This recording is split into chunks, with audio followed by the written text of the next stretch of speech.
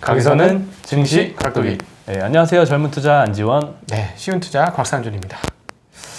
오늘 다들 황망한 가운데 아침을 시작하셨을 것 같습니다. 저도 그래서 아침에 방송을 좀 빨리 하려고 했는데 말이 길어서 오히려 평소보다 더 늦게 녹음이 올라갔던 것 같고 약간 횡설수설 저도 했던 것 같습니다. 다들 하루 잘 보내셨는지 모르겠는데 그에 비해서 한국 시장은 정말 엄청나게 강하게 마이너스 나서 끝나긴 했습니다만 미국의 폭락에 비하면 아무 일 없었다는 듯이 마감이 되었습니다. 네, 코스피 코스닥 둘 다 한 1% 정도 하락에 그쳤습니다. 네. 네, 그 수급은 이제 개인은 또 개인만 샀네요, 오늘도. 그렇죠. 코스피에서 5천억, 코스닥에서 1,600억 샀고요. 네. 외국인은 코스피에서 1,100억 팔았고, 코스닥에서 300억 팔았고, 기관은 코스피에서 4,300억이나 팔았고요. 네. 코스닥에서 1,000억 팔았습니다. 예. 기관들 팔자가 이제 가열차게 일어나는데 내일 이제 만기일이잖아요. 네. 3, 6, 9, 12는 옵션 단순히 만기일이죠. 네. 그냥 옵션만의 만기일이 뿐만 아니라 뭐 선물 만기, 모든 만기들이 다 네, 모여 있는 그렇죠. 만기라서 큰 만기일이 이제 9월달에 다가오게 되는데 기관들이 과연 가만히 있을까, 더 팔지 않을까 하는 그런 걱정이 좀 있습니다. 네, 그거에 대해서도 좀 언급을 드려야 될 것 같은데요. 네. 내일이 이제 둘째 주 목요일이잖아요. 3월, 6월, 9월, 12월 둘째 주 목요일마다 주가지수 선물, 주가지수 옵션, 개별 주식 선물, 개별 주식 옵션 요 네 가지 상품의 만기가 겹치는 날이라서 쿼드러플 위칭데이라고 네 마녀의 네. 날이라고 표현을 하는데요. 이때가 상당히 변동성이 커지잖아요. 네. 그 이유가 이제 매수 차익 거래, 매도 차익 거래 이런 게 있는데 매수 차익 거래는 이제 현물을 매수하고 선물을 매도하는 포지션, 그리고 매도 네. 차익 거래는 이제 현물을 매도하고 선물을 매수하는 포지션인데 네. 이 포지션을 이제 만기가 되면 청산을 해야 되니까 이 청산을 할 때 과도한 물량이 나오면서 시장을 참 교란하거나 이제 뭐 급등이 올 수도 있지만 반대로 급락이 오거나 이렇게 변동성이 참 커지는 하루가 될 것 같아요. 근데 참고로 간단하게 설명드리면 선물은 만기가 있습니다. 주식은 만기가 없어요. 주식은 주주로 한번 편입이 되어서 그 회사가 안 망한다면 그냥 나 죽을 때까지 계속 주주일 수 있고 그거 그냥 우리 아들한테 증여해가지고 아들도 계속 주주일 수 있습니다. 그러나 선물은 기간이 딱 정해져 있어서 3월물, 6월물, 9월물, 12월물이 정해져 있어서 그 월물에 마감을 칩니다. 마감을 치고요. 그 다음에 이제 프로그램 매매를 이야기할 때는 항상 현물을 기준으로 이야기합니다. 그래서 프로그램 매수면 현물을 매수했고 반대편인 선물을 매도했다. 이렇게 현물을 기준으로, 현물이라는 거 그냥 일반 우리가 사는 주식 이런 걸 현물이라고 하고요. 그걸 기준으로 뭐 프로그램 매수, 프로그램 매도를 얘기하는데 옵션은 매달 만기가 있어요. 근데 이 선물은 3, 6, 9, 12 분기마다 만기가 있는데 이 선물 만기 때 옵션 만기도 있으니까 이게 한꺼번에 만기가 이루어지는 거라서 상당히 큰 만기다. 거기다가 이제 예전에는 없었던 주식도 선물이 있는데 맞죠? 선물이 네. 옵션. 네, 그것도 같이 만기이기 때문에 이때 만기가 좀 사이즈가 큰 만기다. 이렇게 해서 쿼드러플 위칭 데이다 이렇게 표현합니다. 네. 3개월 전이죠. 6월에는 이제 코스피가 0.9% 하락을 했었습니다. 네. 그때 만기 날이요. 네. 그리고 3월 달에는 코로나 사태가 겹쳐가지고 코스피는 4% 정도 떨어졌고요. 네. 반면에 작년 12월 달에는 오히려 코스피가 1.5% 올랐습니다. 네. 이런 식으로 좀 변동성이 클 수가 있는데요. 이번에는 과연 어떨 것이냐 해서 저도 전문가 의견을 좀 많이 찾아봤는데요. 결론은 큰 영향은 없을 거다라는 의견이 좀 중론이더라고요. 네. 네, 그래서 선물 시장과 옵션 시장을 나눠서 보면은 선물 시장 같은 경우에는 선물 가격과 현물 가격의 차이를 베이시스라고 하는데 네. 이 베이시스가 굉장히 작은 상황입니다. 그래서 이 베이시스를 이용한 차익 거래 포지션이 많지 않기 때문에 만기날 청산되는 거래도 좀 적을 것이다. 네. 그리고 옵션 시장에서는 금융투자 매수 주체 중에 금융투자는 코스피 200 미니 선물 금융투자 순매수가 8월 만기 이후에 한 달 동안 8.1만 계약 정도 순매수가 들어왔는데요. 금액 기준으로는 1.2조 원입니다. 네. 그리고 이 매도 차익 거래가 일부가 이제 청산이 되겠죠, 내일. 네네. 근데 이 매도 차익 거래는 현물을 매도한 거기 때문에 청산을 하려면 현물을 매수해줘야 돼요. 그래서 오히려 현물을 매수하면 시장에는 우호적인 이슈가 될 수도 있겠죠. 네. 네, 그래서 내일은 큰 걱정이 없을 것 같다. 하지만 결과는 까봐야 아는 거기 때문에 그래서 네. 긴장은 늦추지 않고 네. 추진하고 있어야 될 것 같습니다. 굉장히 머리 복잡하실 텐데요. 선현물 선물은 사실은 우리가 어떻게 원칙은 뭐냐면 내가 현물 포지션이 많아, 매수 포지션이 많아, 불안해. 근데 이걸 어떻게 좀 뭔가 방어하고 싶어. 그러면 뭘 하냐면 선물을 매도해서 선물은 매도를 하면 떨어질 때 수익이 올라와요. 네. 그래서 이제 이거를 일종의 해지 거래라고 하죠. 이런 식의 거래를 위해서 원래 생긴 게 이 선물하고 또 선물 시장이다 이렇게 볼 수 있는데 또 선물 시장만 매매하는 사람이 있고 그래서 선물과 현물 간의 차액을 통해서 거래하는 경우가 있는데 그 차액을 거래하는 기본이 되는 게 선물과 현물 사이의 가격차 이거를 베이시스라고 부릅니다. 이 베이시스 차이가 많이 벌어지면 이 차익 거래가 훨씬 더 활발해지는데 이게 지금 많이 벌어지지 않았기 때문에 활발하지 않을 것이다 라는 이야기를 한 겁니다. 네. 좀 어려우셨겠다. 네. 네. 넘어가시죠. 뭐. 괜찮아요. 몰라도 됩니다. 네, 이번은 괜찮을 네. 거다. 어쨌든 네, 결론은 네. 그럴 것 같고요. 그리고 테슬라 이슈를 또 말씀 안 드릴 수가 없는데 네. S&P 500 편입 실패가 가장 큰 이유로 꼽죠. 네, 그것 어제 때문에 미국 어저께 시장 많이 난리 났죠. 네, 하락을 했었는데요. 사실 S&P 500을 추적하는 자금이 11조 달러나 되더라고요. 11조 달러. 네, 한국 어마어마하죠. 130조. 네. 1경이 넘는 금액인데 11조 달러요. 네, 죄송합니다. 11조 달러고. 네, 예. 1경이 넘는 금액이에요. 예, 그래서 사실 여기에 편입이 되면 어마어마한 자금이 그러네. 뒷받침이 되니까 1조 달러가 1,000억, 1,200억이니까. 네. 네. 근데 이걸 기대하고 있었는데 사실 정량적인 기준은 만족이 됐어요. 네. 근데 이제 정량적인 기준만 만족됐다고 무조건 편입을 기계적으로 하는 게 아니고 정성적인 부분도 평가를 하기 때문에 거기서 일정 부분 만족을 못해서 이제 떨어졌는데 사실 기대는 다 하고 있었어요. 그래서 그러니까요. 이제 그만큼 하락폭도 실망도 네. 컸는데요. 테슬라의 편입 실패 이슈를 예. 분석한 자료를 보면 왜 편입이 실패했습니까? 네, 사실 테슬라가 수익 지표가 굉장히 좋았잖아요. 최근에 실적이 좋게 나왔는데 흑자가 났죠. 네, 흑자가 났는데 수익 지표가 이 좋았던 것은 이제 경쟁사의 탄소 배출권을 판매한 영향이 좀 지대했다. 전기차를 파니까 산소를 배출하지 않으니까 전기차 외에 다른 일반 차는 매연 소위 말하는 탄소를 배출하고 그 회사들한테 자기의 탄소 안 낸 거를 팔았다는 얘기죠. 네, 그렇죠. 네. 여기서 이제 영업이익을 많이 올렸기 때문. 네, 그리고 탄소 배출권에 의한 환경 수익으로 플러스가 났지 예, 실제로는 영업이익이 적자다. 네, 본업으로 돈 번 게 아니다. 네. 이런 이슈가 있었고 그다음에 주식 변동성과 회사 수익의 지속 가능성도 좀 문제점으로 꼽혔던 것 같아요.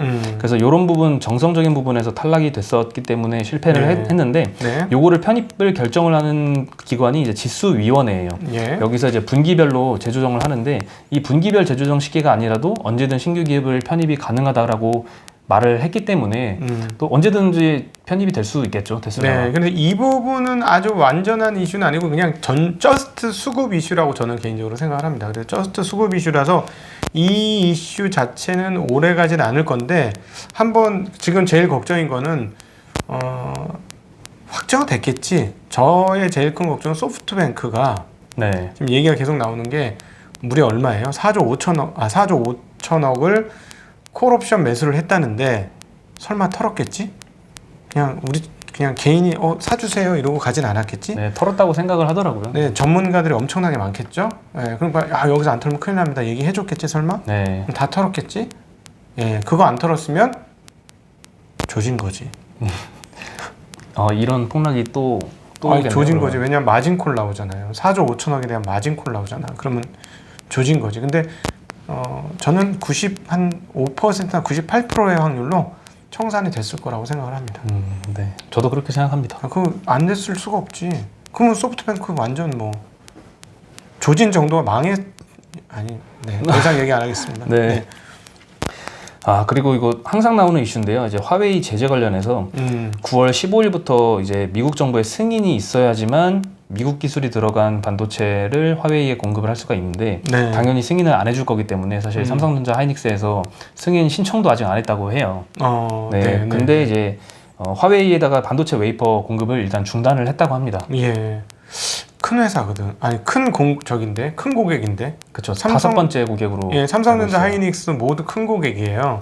워낙 많이 그 반도체를 썼기 때문에 과연 근데 삼성전자는 그나마 보존할 수 있는 거리가 있잖아. 그렇죠. 최근에 계속 수주가 터지고 있잖아요. 예, 그리고 이제 그 휴대폰을 조금 더 많이 팔 수 있고 얘네가 못 파는 유럽 지역 같은 데서 확실히 더 팔 수 그렇죠. 있을 예. 것이고 또 통신 판매도 조금 더 늘을 수 있지. 예, 조금 더 늘을 수 있고 통신 장비 쪽은 또 늘 수 있고 그럼 몇 가지 유리한 점이 있죠. 근데 하이닉스는 어떻게 하냐? 그게 좀 걱정이네요. 네, 하이닉스가 사실 화웨이 비중이 삼성전자보다는 더 크고 네. 참 그래서 최근 주가가 좀 안 좋은 영향도 있는 것 같아요. 네네네. 반면에 삼성전자는 그래서 최근에 좋은 이슈들이 많이 나왔잖아요. 그래서 어저께도 말씀을 드렸지만 오늘 삼성전자에 대한 컨센서스 상향 리포트가 나왔더라고요. 그러니까 네. 그래서 이제 외국인과 기관의 양매수가 들어왔어요. 개인만 삼성전자를 팔았어요. 지금 세 가지 네. 좋은 이슈가 터진 거죠. 물론 이제 하웨이 요건 그러니까 3대 1이에요. 뭐냐면 첫 번째 미국에서 통신 장비가 많이 팔렸다는 거 선정이 돼가지고 두 번째는 하웨이가 5천만 대밖에 안 팔게 주요 진짜 완전 주요 경쟁사인 그 하웨이가 거의 휴대폰 사업을 놓아버렸다. 네. 2억 대가 무주공산이 된 상황이다. 2억 대에 얼마나 먹겠지 하는 네. 상황이고 그래도 실제로 많이 나가는 것 같다. 저가형은 이런 분위기고 그 다음에 또 하나는 퀄컴이라든가 어디죠? 엔비디아, 그다음에 IBM 이런 쪽에서부터 시스템 반도체 수주를 받고 있다라는 점. 이거는 멀티플 상향의 요건이다. 네. 네, 이런 게 세 가지가 터졌고 하나의 악재는 하웨이가 저렇게 되니까 주요 고객사 하나가 없어졌다. 요건 악재입니다. 이 3대 1의 상황이다. 이렇게 정리해 볼 수 있을 것 같아요. 네. 그래서 오늘 사실은 시장 죽어도 되는 날이잖아. 오늘은 같이 그렇죠. 이렇게 표현하면 안 되나? 하여튼 뭐 죽을 수도 있는 날이었잖아. 근데 삼성전자 그러니까 시장은 코스피 코스닥은 외국인 기관이 다 양매도 해도 삼성전자만은 양매수가 들어왔어요. 예, 그래서 삼성전자 지수를 일부 지켜줬고 또 네. 개인들 매수세가 전체 시장을 상당히 많이 받쳤다. 그래서 그렇죠. 사실 이거를 과연 어떻게 봐야 되느냐? 이런 어떤 분은 이 책, 투자의 책에서 제가 언급했던 4명의 달인 중에 한 명은 이렇게 얘기하더군요. 어떻게 얘기하냐면 자, 미국 시장이 빠져도 한국 시장의 주포는 이제 더 이상 해외 투자자가 아니다. 한국 시장의 주포는 지금 개인이다. 그렇기 때문에 외국인들 주포 아닌 애들이 아무리 해봐야 그리고 거기 아무리 영향을 많이 받아봐야 한국 시장은 한국 시장의 개인 주포들이 마음먹은 대로 간다. 그래서 하락폭이 적었다. 하는 아주 근거는 없지만 논리적인 그런 얘기를 하더군요. 설득이 당하고 싶었어. 그렇죠. 근데 우리나라 시장은 지금 개인 투자자가 주도하는 건 사실 팩트인데 네. 미국 시장도 사실 개인 투자자 비중이 우리나라처럼 많이 증가를 했더라고요. 네. 미국도 사실 지금 개인 투자자들이 주도하는 시장이다라는 얘기가 계속 그럼 나오고 어제 있죠. 진짜 곡소리 났겠네. 어제 네. 오후장에. 근데 이 곡소리 나는 미국 시장에서 네. 한국 개인 투자자들의 매수세가 엄청나게 몰렸다고 기사가 계속 나더라고요. 미국을 사버려? 예, 테슬라 같은 네. 많이 떨어진 주식들 주로 담고 있다. 그러나 이제 한 가지 주의하실 부분이 있습니다. 이 부분은 김일구 사모님도 얘기하시는 최근에 만나서 들은 얘기이기도 하고 저도 동감하는 이야기인데 연준이 6월 15일 이후로 쭉 늘렸던 총 자산이 쪼그렇게 해서 옆으로 기고 있어요. 총 자산이 6월 달까지 고점 찍고 싹 내렸다가 그냥 옆으로 기고 있는 상황. 즉 거기에 대해서 이제 조금 뭐 여러 가지 생각이 있는데 일단 손 놓은 상황이다. 손 놨다. 금융시장에 대해서는 손 놨다. 이건 뭐냐면 더 이상 땔감을 넣어주지 않는다. 그건 확실하다. 땔감을 더 이상 넣어주지 않는다. 이제 알아서 해라. 그래서 지금 미국 시장에서 중요한 포인트 중에 하나는 많이 빠졌잖아. 네. 3일간에 엄청 빠졌는데 과거 같으면 어떻게 했어? 연준이 형이 뭔가 했겠죠. 왔지. 네. 이번에 안 올 수도 있다는 거지. 이번에 안 왔을 때 미국 시장이 어떻게 될 거냐. 왜냐하면 칭얼칭얼하면서 항상 연준이 형이 받아줬기 때문에. 근데 사실은 지금은 뭐 몸집이 엄청나게 커졌잖아. 저기 성인아이인가?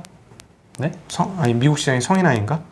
이렇게 몸집 엄청 커졌잖아. 지수가 사상 최고치를 쳤으니 다 성인이 됐는데 아직도 연준이 애기처럼 그럴 수 있느냐는 거죠. 무슨 말씀? 인문학이 부족해서 그래. 인문학이. 공부 좀 하자. 진짜. 알겠습니다. 심리학에 많이 표현하는 성인아이라는 표현이 있습니다. 그렇군요. 몸은 자랐는데 심성은 아직 어린아이. 그걸 성인아이. 네. 어쨌든 죄송합니다. 네. 네. 그래서 소양을 좀 키우겠습니다. 근데 어쨌든 그러니까 여기서 대응을 안 해주면 과연 미국 시장이 어떻게 될까? 이게 지금 진짜 관전 포인트 중에 하나예요. 미국 시장. 그래서 많이 떨어졌으니까 자율 반등을 할 수 있는데 더 이상 자율 반등을 안 할 반등이 끝난 상황에서 연준 없이 독자 노선으로 갈 수 있느냐? 아니면 이번에 이렇게 급한 하락에 역시나 연준의 도움이 없다라는 걸 자각했음으로 빠진 것이 아니냐? 이미 자각을 하고 인제 자각을 하는 인제 그냥 달렸는데 내 뒤에 근데 항상 그러잖아. 자전거를 타고 막 달렸는데 뒤에서 항상 나 안 넘어질 거라고 잡아주던 연준이 형의 손이 없어. 그 없는 걸 봤다. 봤다. 뒤를 돌아봤는데 없다. 없다. 이런. 그리고 그냥 넘어져야 돼. 이런 상황 아니냐 하는 그런 지금 그게 이제 관전 포인트라는 거죠. 미국 시장에서 어떻게 될지 한번 잘 잘 지켜봐야 될 보시죠. 것 같습니다. 네네. 네. 그리고 오늘 사실 국내 시장에서 제일 하락폭이 컸던 업종이 바이오잖아요. 네. 그 이유가 있었죠. 모더나와 아스트라제네카 이야기인데요. 모더나가 이제 정치적 승인이 없다라는 성명 발표 후에 급락을 했죠. 네네. 모더나가 13% 빠졌고 네. 노바백스는 8% 빠졌는데요. 네. 백신 개발 선두그룹 9개 제약사 CEO들이 정치적 승인의 압박에 굴복하지 않을 것을 공동 성명하면서 주식이 떨어졌습니다. 이게 무슨 말이야? 그러면은 빨리 승인해라, 빨리 해라. 뭐 무슨 말이에요? 그렇죠. 트럼프가 사실 대선 이전에 백신이 나오기를 간절히 바랬거든요. 그렇지, 간절히 기도합니다. 예, 비나이다, 백신. 비나이다, 빨리 간 백신 뭐 이런 거죠. 그렇죠. 그게 사실 정치적인 어느 정도의 압박인데 음. 그런 압박에도 불구하고 그런 압박 때문에만은 승인하지는 않겠다. 승인은 뭐 승인이 하는 게 아니라 FDA가 하지? 그렇죠. 그 승인하는 건 아니지만 당황하셨어요? 당황하셨다. 그러니까 안전을 중요시하겠다. 네. 그 말인지 알고는 있었어요. 예, 약의 안전이 중요한 것이지. 우리는 정도를 갈 것이다. 네, 정도를 갈 니네 것이다. 그렇게 해봐야 우리는 말도 안 되는 제품 만들어가지고 이거 된다고 사기 뻥치는 누구처럼 뻥 까는 놈들이 아니다. 네, 우리는 그렇죠. 정직하게 가겠다. 그래요? 네, 이 소식 나 빨리 팔아먹고 싶을 텐데. 신기하네. 네. 그렇지만 양심을 지킨다라고 네, 성명을 네. 발표했고요. 네. 그 트럼프의 지지율에 좀 하락이 있지 않을까 또 싶어요. 격차율이 지금 한 바이든과 7%포인트 정도 격차가 나거든요. 다시 벌어졌어요? 저번에 말씀드렸을 때가 한 6%포인트 정도까지 네. 떨어졌었는데 예. 6개 경합주에서요. 네. 근데 이제 그 평균이 조금 늘어난 것 같아요. 네, 그렇군요. 네, 앞으로 표정이 더 커질지는 지켜봐야 굉장히 될 것 기대감이 있는 것 같으네. 트럼프 되게 싫어한다. 저요? 저는 바이든이 됐으면 그래요? 좋겠다는 바람이 있긴 한데 이게 너무 정치적인 거 발언 여기서 하지 마세요. 네. 알겠습니다. 네. 저기 돌멩이 날라요. 미국에서부터 잘못하면. 네. 예. 네. 예. 그리고요, 네. 아스트라제네카에서 코로나 백신 임상에서 부작용이 발생을 해서 임상 그렇죠. 전면 중단을 선언을 했죠. 네, 그렇죠. 예, 아스트라제네카가 이제 백신을 개발하면은 사실 CMO 위탁 계약을 SK 바이오사이언스랑 맺었잖아요. 그래서 이 바이오사이언스의 모회사인 SK 케미칼 주가가 오늘 14%나 하락을 했습니다. 네. 네, 그것도 있었고 또 한국에서도 뭐 치료제 얘기 나왔었는데 가짜 뉴스다. 그렇죠. 이런 예, 뉴스가 있었죠? 9월부터 셀트리온이 치료제를 생산하고 10월부터는 GC 녹십자에서 생산을 한다라고 네. 중대본이었죠. 네, 발표를 했는데 그냥 말을 말실수였다. 말실수. 이야기가 나오면서 중대한 셀트리온과 말실수. 녹십자가 오늘 많이 떨어졌어요. 네, 그래서 바이오가 오늘 아주 추락하는 흐름이었습니다. 네, 연타를 맞았습니다. 바이오가. 네. 네, 그리고 오늘은 수소차가 좀 좋았어요. 사실 어느 정도 예견이 됐었는데요. 어저께 네. 미국 시장에서도 빠진 종목들 파란색만 이렇게 보다가 하나 눈에 띄는 종목이 딱 하나 있었는데 니콜라? 예, 니콜라가 40% 정도 올랐죠. 네. 네, 물론 GM의 지분 인수 11% 정도 네. 매각 이슈가 있었지만 그래서인지 오늘도 수소차 관련 업종들이 좀 많이 올랐더라고요. 예. 네, 모토닉 같은 경우에는 이제 현대차의 수소차 부품을 단독 납품하는데 27% 올랐고요. 네. 뉴로스 18%, 세종공학 5% 이렇게 수차가 좋았습니다. 오늘. 네, 그리고 뉴딜 펀드에서도 상당 부분을 수소 관련이 되지 않을까 네, 그렇게 보입니다. 네, 앞으로 지속적인 흐름인 것 같아요. 이거 지금. 충전소 하려는데 돈 제일 많이 들지 않을까요? 충전소 차려면? 네, 충전소 많이 들겠죠. 네, 그게 돈이 제일 많이 들 것 같아요. 네. 근데 충전소에 대한 보조금 상한액도 없앴잖아요. 그러면 현대차는 키워주는 거 아니야? 정부 돈으로? 그럼 어떻게 되는 거지? 그렇게 볼 수 있겠죠. 네, 그러면 네. 물론 이제 미래를 위해서 새로운 에너지원을 잡는 거는 굉장히 바람직하다고 네. 좋다고 생각을 하고 한국의 기업이 그런 것을 세계 1위로 만들었다는 것도 굉장히 자랑스러운 일입니다. 네. 네. 그리고 이제 투자자 예탁금 잠깐 말씀드리면 다시 63조 원이 됐더라고요. 빠지지 않겠어? 빠지겠지. 설마. 여기서요? 빠지겠죠. 왜냐면 이제 다시 빼겠죠. 저기 떨어졌다고 공모 떨어졌다고 당장 빼시는 카카오 분도 게임즈? 당장 그거 빼시는 분도 빠졌다가 있겠지만 다시 올라온 거예요. 다시 올라온 게 63조예요. 뭐라고? 40조 대까지 떨어졌거든요. 네. 48조였는지 40조 대로 사실 떨어졌다가 CMA는 그랬고 다시 올라왔어요. 조금 더 확인해 봅시다. 이거는 며칠 네. 더 확인해 봅시다. 이게 다시 너무 갑자기 늘어서 한 10조 늘은 거잖아요. 네. 이해가 안 되는 부분이라 공모하려고 했던 분이 좀 저같이 게으른 사람들은 한 일주일 있다가 뺄 수도 있어요. 그럴 공모하겠다고 해놓고 그리고 또 CME 그래 이자도 줘? 그러면 그냥 갖고 있을게 이럴 수도 있는 거라서 조금 더 보긴 해야 될 것 같습니다. 만약에 이게 그 한국의 유동성이라고 인식이 될 경우에는 한국 시장은 조정이 굉장히 짧게 끝날 수도 있죠. 그리고 활활 불탈 수도 있습니다. 근데 사실은 좀 걱정이에요. 활활 불탈까봐. 은근하게 무쇠소처럼 가는 게 좋은데 우리가 과거에 꼭 그랬거든. 그 비트코인도 보셨잖아요. 한국 불타면 무서워요. 한국 사람들 진짜. 아니 내일이 없어. 그냥 일단 불타고 보자야. 먹으라 마셔라. 그 아프리카에 가면 저녁에 술 먹고 고성방가 하는 사람이 두 종류가 있대. 하나는 한국인이고 하나는 일본이라는데. 일본인이요? 네, 일본인이 그랬대요. 일본인은 왜 그러죠? 일본도 그렇답니다. 일본인이 그렇게 얌전할 거라고만 생각하셨어요? 네. 네, 보통 그렇게 생각하지 않나요? 네, 아닌 것 같습니다. 아니, 술 많이 먹고 그런 거는 비슷해. 일본이나 한국이나 왜 그런지는 잘 모르겠어요. 저도 그건 역사적인 그런 건 잘 모르겠는데, 네. 제 손님 중에 그 아프리카에서 호텔 하신 분이 저한테 전해준 얘기입니다. 네, 그렇군요. 그리고 또 하나 우려할 만한 이슈가 좀 있잖아요. 네. 신용. 네, 맞아요. 예. 이거 조심하셔야 될 것 같아요. 신용 매수가 이제 잠시 중단됐죠. 증권사에서 제공하는 신용 네. 서비스가 중단됐다가 주머니가 털렸기 때문에 다 비었기 때문에 근데 다시 제공을 시작을 했죠. 네, 다시 제공했어요. 이 부분에 주의가 좀 필요해 보입니다. 네. 무슨 말이냐면 어디서 났을까? 어디서? 이 돈이 갑자기 어디서 났을까요? 어디서 났을까? 은행에서 빌려왔을까? 은행에서 빌려온 것 같진 않아요. 딴 데서 갖고 온 것 같아요. 그럼 딴 데서 빌려주나? 증권사 내에서 갖고 왔겠지? 다른 사업자분 갖고 오지 않았을까? 네, 강력히 추정되는 바는 다른 쪽에서 돈을 땡겨온 것 같다. 증권사 전반적인 얘기 같다. 왜냐하면 이게 빌려주면 앉아서 버는 장사거든요. 쉬운 대출 장사처럼 쉬운 게 없어. 네, 사실. 그렇죠. 게다가 토요일 날도 돈 벌어. 그렇죠? 그쵸. 그러니까 얼마나 좋은 비즈니스인지 몰라요. 이게 그러니까 이 비즈니스를 안 할 이유가 없는 겁니다. 리스크도 없어 별로. 그 반대 매매 때 돈 못 받는 리스크는 사실 따지고 보면 아주 장기 시계열로 보면 큰 리스크는 아니라서 괜찮거든요. 리스크 대비 리턴이 굉장히 많은 사업인데 그러니까 여기다 돈을 안 퍼부을 수가 없는데 딴 데서 돈을 가지고 와서 퍼부어서 이렇게 할 정도면 그거는 얘기해 드렸어요.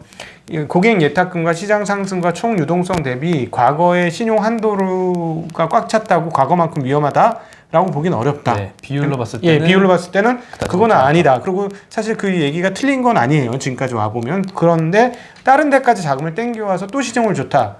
이거는 조금 과도한 거 아닌가? 이거는 위험 신호라고 보시는 게 맞을 것 같습니다. 네, 위험 신호는 있는 거예요. 항상 위험 신호와 아니위험 신호. 얘가 왜 자꾸 막네? 이거 잃지 않는 쉬운 투자 광고인데. 하여튼 네, 저기 이렇게 있는데 위험 신호와 아니위험 신호가 이렇게 섞여 있는데 위험 신호 하나가 뜬 거다 이렇게 보시면 되겠어요. 네. 그럼 이런 위험 신호가 뜰 때 투자자로서 대처를 해야 되잖아요. 네. 가장 좋은 방법은 현금 비중 조절을 하는 게 아닐까 싶네요. 내가 정말로 그 칼 루이스처럼 이렇게 달리기가 빨라서 언제 다 아니다 싶으면 도망갈 수 있다. 그런 분들은 현금 안 해도 됩니다. 네. 느낌이 딱 쐈는데 이거 진짜 문제인데 하면 바로 그 다음날 눈 깜짝할 사이 현금 100%딱 이렇게 되시는 분들은 현금 보유 비중 별 필요 없어요. 그냥 주식으로 100% 가도 됩니다. 그리고 또 하나, 난 기업만 보고 투자해. 이 기업은 진짜 괜찮아. 이 풍랑 속에서 나를 뚫고 가게 해줄 거야. 결국 목적지까지 나를 데리고 갈 거야. 그런 분들도 노 프로블럼. 그냥 그 종목 배에 타고 그 기업의 배에 타고 가시면 돼요. 뚫고 가시면 되고. 그런데 새 가슴이야. 잘못하다가 휘둘려 갖고 풍랑 속으로 빠질 사람이야. 그럴 사람이라면 현금 보유 비중 일정 수준을 가지고 이런 거에 대응할 필요가 있으시겠죠. 대비할 필요가 있으시겠죠. 저는 개인적으로 약간 새가슴이고 쫄보인 상황인지라 오늘 약간 현금 비중을 조금 더 높였습니다. 네, 저도 조금 높이긴 했는데 저는 조금밖에 안 높였어요. 네, 왜냐하면 원래 현금 비중이 있었기 때문에 조금 충분히 있었기 때문에 오늘은 조금 높이는데 그쳤습니다. 네, 조금 높이다가도 과도한 하락이라고 생각하면 다시 현금 비중은 줄어들 겁니다. 이렇게 이제 현금 보유 비중과 주식 비중의 밸런스를 왔다 갔다 하면서 하는 게 저희들이 그런 측면에서는 트레이더죠. 네, 그렇죠. 네, 일정 부분. 제가 이제 트레이더의 정의를 내려드리면 1, 2년 안짝으로 주식을 사고 파면 그거는 트레이더입니다. 근데 이제 한 3년, 5년 정도 갖고 가시면 그거는 이제 장기 투자자예요. 진짜. 그런데 하루 이틀 만에 파는 사람들은 뭐냐? 스캘퍼지. 예, 그건 스캘퍼지. 그건 트레이더도 아니야. 내가 보니까. 왜냐면 기업 가치 분석이 필요 없는 사람들이잖아. 그쵸. 예, 예, 그거는 이제 우리는 그렇지는 않다. 이건 기업 가치 분석은 하고, 그 어느 적정한 수준으로 수익을 취하면 때가 되면 취하기도 하고, 아니면 뭐 일부 손절도 하고 익절도 하고 이렇게 섞여 있는 거기 때문에 트레이더긴 트레이더입니다. 네, 많이 갖고 가는 경우는 1년도 넘게 갖고 가는 경우도 있긴 하죠. 네. 네. 오늘 말씀드릴 소식은 여기까지 다 정리된 것 같습니다. 오늘 시간 장이 막 흔들리다 보니까 많은 분들 힘들어하실까봐 저희도 말이 많아졌어요. 네. 네. 일단 한국 시장은 방어는 정말 잘한 것 같아요. 너무 잘했죠. 그쵸. 놀랬지 않습니까? 근데 사실 한국도 방어를 많이 했지만 다른 데 말씀드리면 네. 상해는 1.8% 조금 빠졌는데 네. 홍콩은 마이너스 1.1%, 일본은 마이너스 1%, 대만은 마이너스 0.4%. 네. 대체로 아시아 증시가 좀 방어를 잘한 것 같아요. 예, 그리고 이제 미국 선물 시장도 다행히 조금 반등을 하고 예, 있습니다. 그래서 그쵸. 이 상태로 반등을 한 상태로 끝나게 될지 어떻게 될지는 좀 지켜봐야 되는데 너무 이게 그리고 여러분 꼭 기억하셔야 될 게 이게 유동성이 많다 보니까 변동성이 한번 터졌다 하면 그냥 뭐 지수가 지금 10% 빠졌으면 종목별로는 20-30% 빠진 게 부지기수예요. 네, 그쵸. 그래서 이제 제가 항상 이게 이 변동성이 앞으로도 이럴 것 같아요. 쭉 올라가다가 이번에도 꼭 기억하셔야 될 게 뭐냐면 미국 시장 같은 경우는 영원히 오를 것처럼 보였거든. 네, 그쵸. 모든 사람이 영원히 오를 거라고 했고 어떤 모 기업에 대해서는 결혼하신 분들이 엄청나게 많이 들었어요. 네. 전 세계 앞으로 1위가 될 기업인데 네가 무슨 허튼 소리를 하냐 막 이러면서 그러니까 여러분들 우리 이제 도기마을 분들하고 같이 청취하시는 분들은 그런 형태가 나올 때는 항상 이건 뭐지? 하고 조금 의심하는 그런 태도를 가지실 필요가 있어요. 네. 그러니까 무조건 내가 거기에 빨려 들어가서 내 영혼까지 팔리면 안 돼. 그쵸? 네, 그쵸. 예, 영혼을 안 팔리기 위해서 어떻게 혹시 하시는 뭐 노하우 좀 전수해 주실 거 없으세요? 영혼을 안 팔리기 위해서요. 너무 어려운데요? 그러니까 종목이나 이런 거에 내 영혼을 팔리는 경우가 많아. 그러니까 이거 완전히 붙어가지고 그쵸. 이게 뭐 영원할 거야. 이게 이건 뭐 100% 확실해. 내 목숨까지 걸을 수도 있어. 뭐 이런 뭐 물론 그런 분은 없겠습니다만 약간 그런 분위기. 그렇죠. 근데 네. 사실 분석을 많이 하면 할수록 그 종목에 대한 확신도 더 생기고 네. 게다가 주가도 좀 내가 산 뒤로 많이 올라주면은 더더욱 확신이 붙거든요, 사람이. 네네. 근데 거기서 이성을 찾는 방법은 네. 참 딱히 있을까요? 여기서 잘해야 돼. 여기서 그쵸. 노련한 이성을 모습 찾아야 보여줘야 되는데. 돼.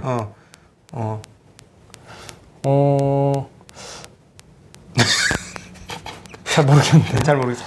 아니 뭐 세상에 영원한 게 없습니다. 세상에 영원히 오르는 나무는 없고요. 그리고 언젠가는 새로운 흐름들이 나타납니다. 예, 그리고 나는 언제나 틀릴 수 있다.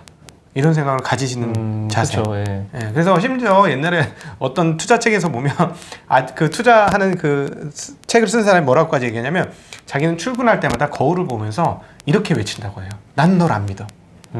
이렇게.